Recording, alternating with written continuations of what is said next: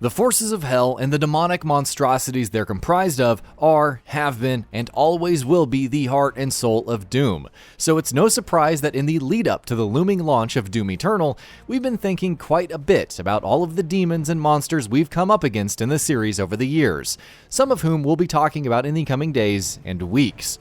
The one we're focusing on here is one of the most curious and interesting enemies in the entire series, the Icon of Sin.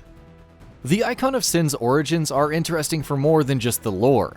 This monstrosity originally appeared all the way back in 1994 as the final boss of Doom 2, as a massive biomechanical head in the wall with the skull of a goat and an exposed brain that allowed it to spawn endless demons.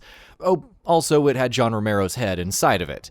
We wouldn't see the goat head again for a long time, and there were no mentions of him anywhere, until 2016 when id Software rebooted their legendary franchise with the game simply titled Doom.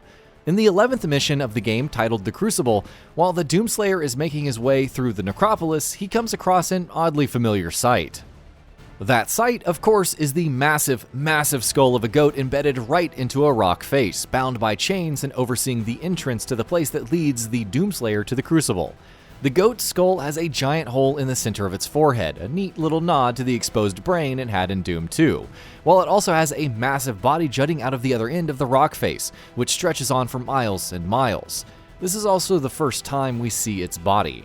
Oh, and speaking of neat little nods, if you shoot at the thing's forehead with a rocket launcher, it will say a line that Doom 2 players will find familiar, while it will also fire back a spawn cube which contains a Doom Marine figurine.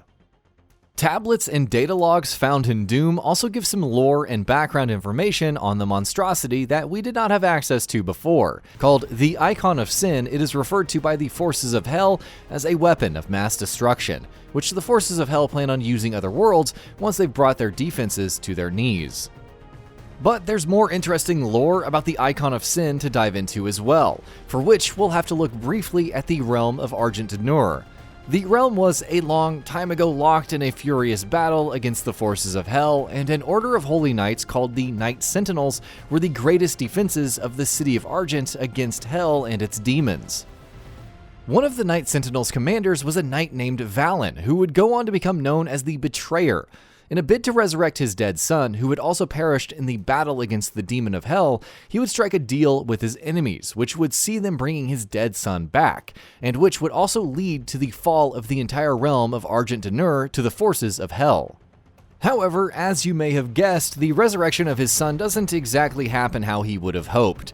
The Betrayer's son is brought back, sure enough, but his soul is trapped in the monstrosity that is the Icon of Sin. The Icon of Sin apparently was created using the heart of his son, but his son's soul itself is trapped in an endless torment within the Icon of Sin. While that's all that is really known about the Icon of Sin, thanks to tidbits of lore and background story found in Doom 2016, we will likely be learning a lot more about him not long from now. The Icon of Sin has been confirmed to be making an appearance in Doom Eternal, where it'll be one of the many boss battles the Doomslayer will come up against.